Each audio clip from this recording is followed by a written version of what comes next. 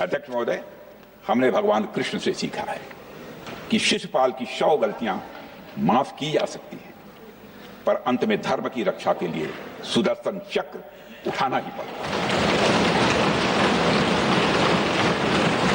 हमने पार्लियामेंट का अटैक सहा है अध्यक्ष महोदय, 2008 का मुंबई अटैक सहा है, झेला है, लेकिन अब हमने कह दिया है इनफ इज इनफ।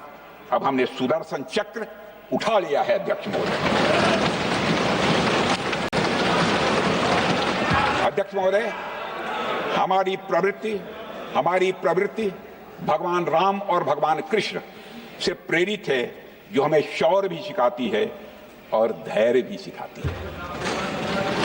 इस सीख का अध्यक्ष महोदय, इस सीख का हम प्रधानमंत्री नरेंद्र मोदी जी के नेतृत्व में हमारी विदेश और अपनी रक्षा नीति में सीधा प्रयोग कर रहे हैं। आज भारत पहले दोस्ती का हाथ बढ़ाता है, लेकिन अगर कोई देश धोखा दे तो उसकी कलाई भी मरोड़ना जानता है। अध्यक्ष महोदय, हमारी नीति स्पष्ट है कि हमने एक समय लाहौर बस यात्रा की भाषा में बात की थी, तो पाकिस्तान ने हमारी उस भाषा को नहीं समझा, तो अब हम उन्हें बालाकोट स्ट्राइक की भाषा में जवाब देंगे। अध्यक्ष महोदय, भारत के लिए शांति हमारी प्रायोरिटी है, हमारी प्राथमिकता है, और हमारी शक्ति उसका आधार है। भारत के लिए शांति प्राथमिकता है और हमारी शक्ति उसका आधार है। यह शक्ति हमारे सामर्थ्य से पैदा हुई है अध्यक्ष महोदय, और यह सामर्थ्य पिछले 11 साल में कई गुना बढ़ गया है।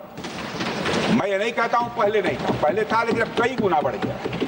आज भारत विश्व की चौथी सबसे बड़ी अर्थव्यवस्था है, और अभी आई मॉर्गन स्टैनली के रिपोर्ट के मुताबिक 2028 तक विश्व की तीसरी सबसे बड़ी अर्थव्यवस्था बनने की ओर भारत चल रहा है। अध्यक्ष महोदय, आर्थिक उन्नति के साथ साथ भारत के रक्षा क्षेत्र में 2014 से उल्लेखनीय परिवर्तन, रिमार्केबल चेंज आया है। आज का भारत डिफेंस सेक्टर में आत्मनिर्भरता, सेल्फ रिलायंस और स्वदेशी उत्पादन की दिशा में तेजी से आगे बढ़ रहा है। अध्यक्ष महोदय, आज हम हर दृष्टि से समर्थ भी हैं और सक्षम भी हैं।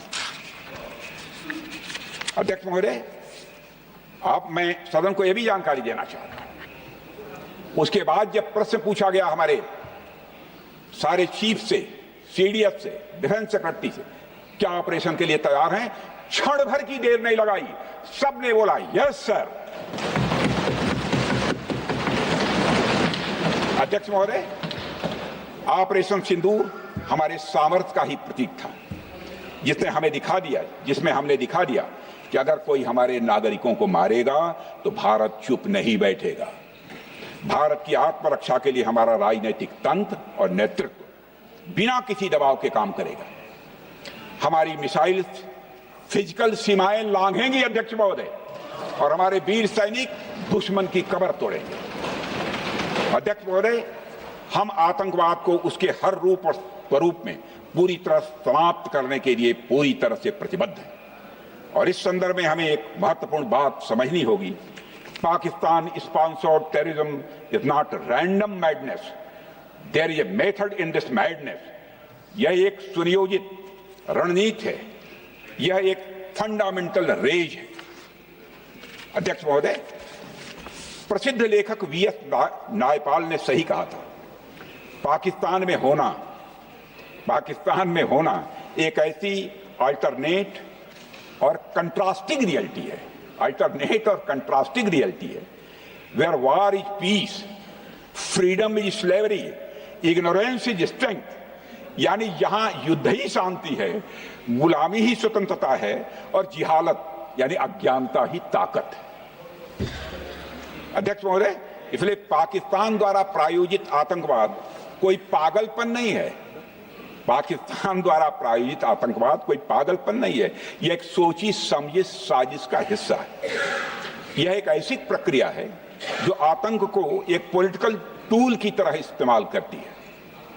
यह सिर्फ आतंकवाद नहीं, यह एक टूल किट है, एक ऐसा टूल किट जिसे पाकिस्तान की सेना और उसकी एजेंसियां एक नीति के तहत अपनाए हुए हैं। This toolkit is in opposition to civilized code of conduct that the rest of the world prefers to abide by. यानी यह टूल किट उस सिविलाइज्ड कोड ऑफ कंडक्ट के खिलाफ है जिसे दुनिया का हर जिम्मेदार देश मानता है। अध्यक्ष महोदय, यह ऐसी एक कट्टरपंथी सोच की उपज है जिसमें सहिष्णुता के लिए कोई जगह नहीं। हमारा पाकिस्तान के साथ कोई सीमा का संघर्ष नहीं है अध्यक्ष महोदय, बल्कि यह सभ्यता बनाम बर्बरता का संघर्ष है। सभ्यता बनाम बर्बरता का संघर्ष। पाकिस्तान के हुक्मरान जानते हैं कि उनके सैनिक युद्ध के मैदान में भारत से नहीं जीत सकते, इसलिए वे आतंक को पालते हैं, पालते ही नहीं उन्हें प्रशिक्षण देते हैं और फिर दुनिया के सामने खड़े होकर निर्दोष बनने की कोशिश करते हैं। अध्यक्ष महोदय, पाकिस्तान दोहरे मापदंड और झूठ की बुनियाद पर खड़ा हुआ एक ऐसा देश है जो अब फेल्ड स्टेट के तौर पर देखा जा रहा है। भारत ने ऑपरेशन सिंदूर के जरिए पूरी दुनिया को दिखा दिया है कि हम इस आतंकवाद के गंदे खेल को जड़ से समाप्त करने का संकल्प ले चुके हैं।